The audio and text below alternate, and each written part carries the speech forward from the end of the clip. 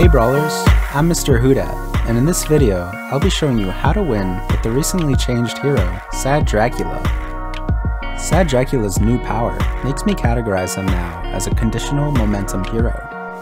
These heroes rely on a conditional mechanic in order to snowball. If you can complete the slay condition multiple times, Sad Dracula can easily get his units to incredibly big numbers. This mechanic is unique in that you're only able to build momentum off a single unit, rather than multiple like Sir Galahad and Miri can. To best utilize this hero, you need to find specific units to build momentum with, such as dragons or Shadow Assassin. If you can't get the ball rolling early, you can easily find yourself falling off and unable to continuously complete the slay condition. I'll be showing you how to get around these weaknesses, and how to build a unique composition to make full use of his hero's changed power. I hope you enjoy. Sad Dracula was designed and balanced for being able to get his slay off once a round. I'll be showing a way to break that philosophy, and that starts with Baby Root. Wait, Mr. Hoodat, you're telling me you'd rather throw this fight and lose an opportunity to slay? That's right. Baby Root is a great tool to support your first slot unit and keep it alive as long as possible to get multiple slay procs. It also has the added bonus of having 0 attack, so your slay unit will attack every time it's your turn in combat. Here, I keep my unit in hand in case Loki has a poly or cut purse to slay with.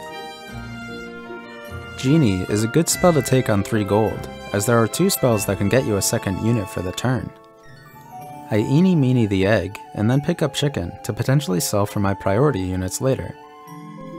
I position chicken first because I don't plan on keeping egg for long.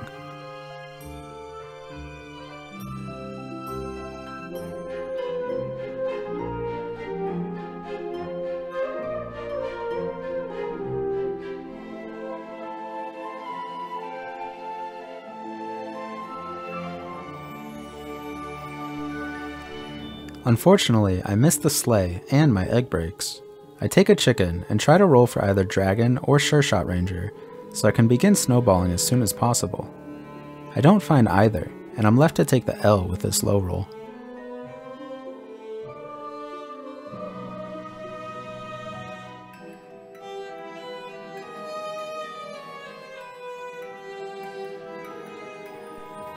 I grab Princess White as a way to potentially dig me out of this hole if I can pair it with Doubly and other dwarves. I roll past the weak units, looking for Doubly or Shadow Assassin. On my last roll, I find SA and sell for it. This next turn is crucial because if I don't slay, it's going to be very hard to get my momentum going. I do have Princess White as a backup plan to survive though. I think about locking in Tweedle to go along with this backup, but I'd rather see what happens first before getting into dwarves. I made a big mistake here with my positioning. Princess White should be frontline to potentially tank a hit for my Shadow Assassin.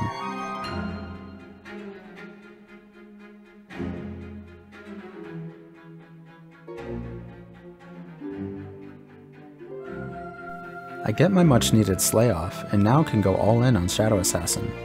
Believe it or not, Sleeping Princess is an amazing unit for Sad Dracula, not because she's strong statted if you can wake her up, but she's a wall to block hits from my SA. Similar to Baby Root, she doesn't attack, and my Shadow Assassin is left to slay multiple times each turn. I grab Genie for a 2 out of 13 chance for XP. Most of the other spells are definitely worth the gold as well, but XP is a huge reason taking Genie tier 3 is great. I grab Chicken, so I don't waste gold rolling, and make sure SA is my only attacking unit for this turn. This strategy may seem weird, but you'll quickly see how powerful it is.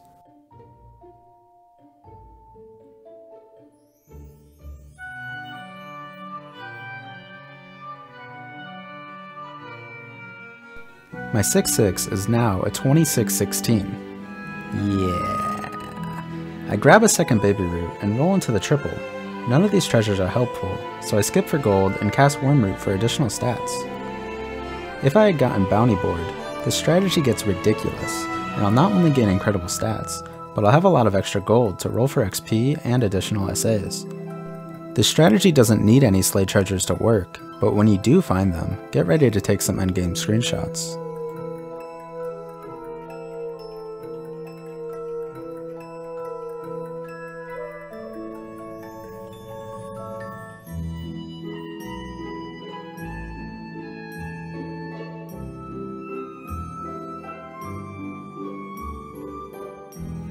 I crack in my princess, that's a weird phrase, for some extra gold. I grab Grimsoul as a Pseudo Wall. It tanks a hit and also procs my Slay, but with the downside of wasting an attack if he doesn't die.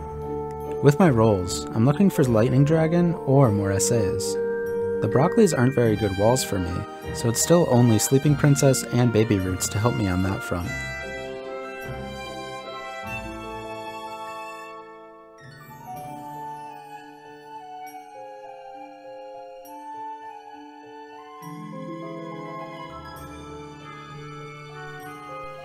I grab the chicken triple, potentially looking for bounty board again. Hermes Boots isn't too bad though. Tripling chickens is typically good to go for. Even if you miss the treasures you want, you can just skip and sell the chicken and not lose any gold. I pick up the Shadow Assassin pair and roll past Medusa. I find the Shadow Assassin triple, hoping for Bad Moon, but I'm stuck with Crystal Ball. Fancy Pants is normally a better treasure here, but since I'm playing with walls, the buff on them is terrible because it makes them attack. I roll past Medusa again, even though it's pretty good in a wall comp in the backline. I want my Shadow Assassin to keep scaling, and the Medusa now just wastes attacks.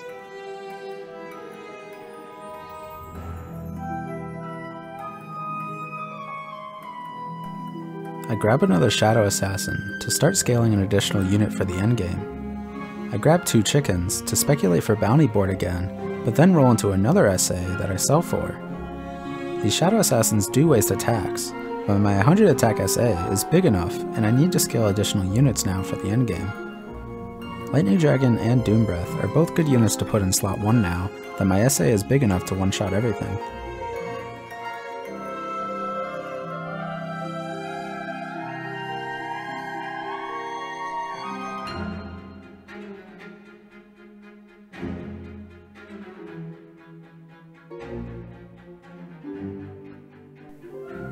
I grab Grimsoul pair and roll into the triple. These treasures all do nothing for me, so I skip for the extra gold and sell for Nian. The only tier 4 treasures I would have taken are Gloves of Thieving and Deck of Many Things. Nian is great to speculate on because I can get Harvest Moon, so I can attack additional times with my slot 1 unit.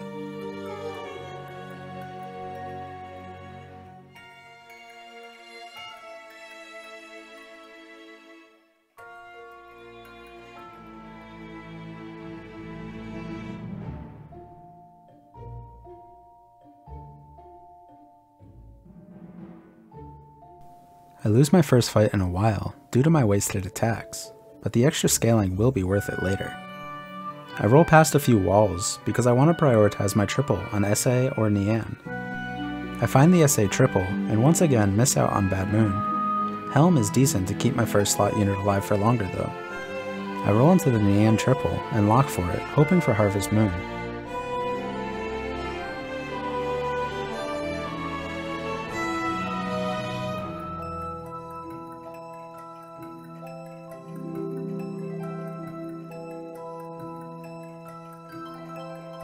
With 3 players left, it's now time to start finishing my build.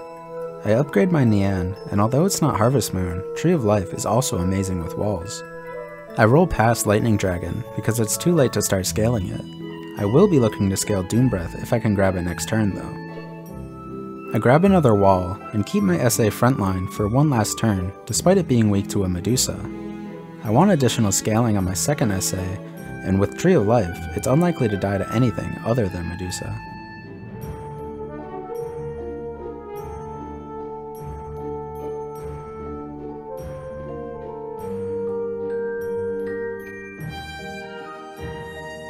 I get down to the 1v1 vs Peter Pants, who I saw had Pumpkin and Hatball a few turns ago.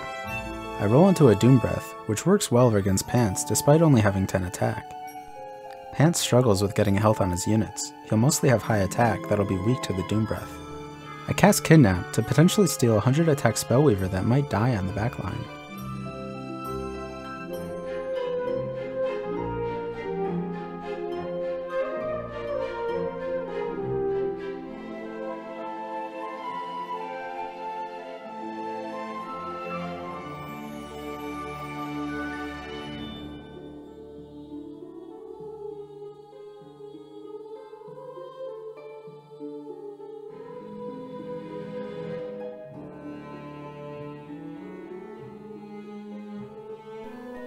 Pants gets his hands on 2 pumpkins and a Medusa.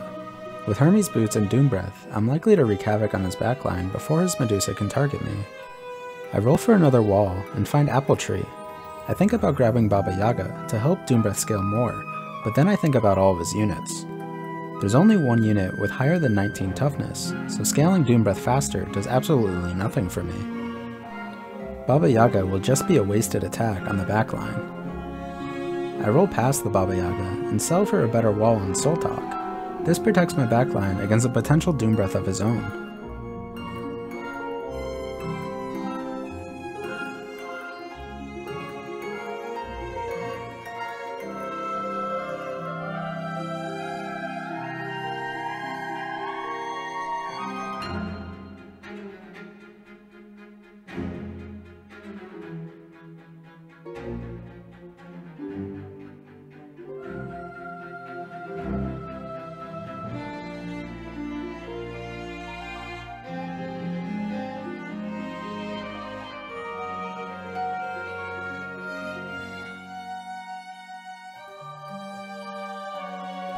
I roll for another wall to replace Princess, as well as a potential backline threat like Medusa or Cupid. I find Apple Tree as my last wall and lock in Dream to switch into a potential late game hero like Morgan Le Fay. This game was a great showcase of how to utilize Sad Dracula's new power to its fullest potential. Despite an egregiously weak early game, after finding one of the specific units I needed to scale, I was able to scale it to 100 attack very quickly by utilizing 0 attack units to help keep it alive. Even without any of the 3 key treasures of Bounty Board, Bad Moon, and Harvest Moon, this strategy can be strong enough to win anyways. Even in the endgame, 0 attack units frontline can be very useful to keep your strongest units attacking more often. This strategy can also be used with other heroes utilizing Cupid and Medusa in the backline instead. Sleeping Princess is the MVP, taking hundreds of damage from my SA while still staying asleep the whole time. And as we watch this final fight, I want to thank you all for watching. Let me know what you liked or disliked about this video in the comments below, and I hope to improve and bring more content like this in the future.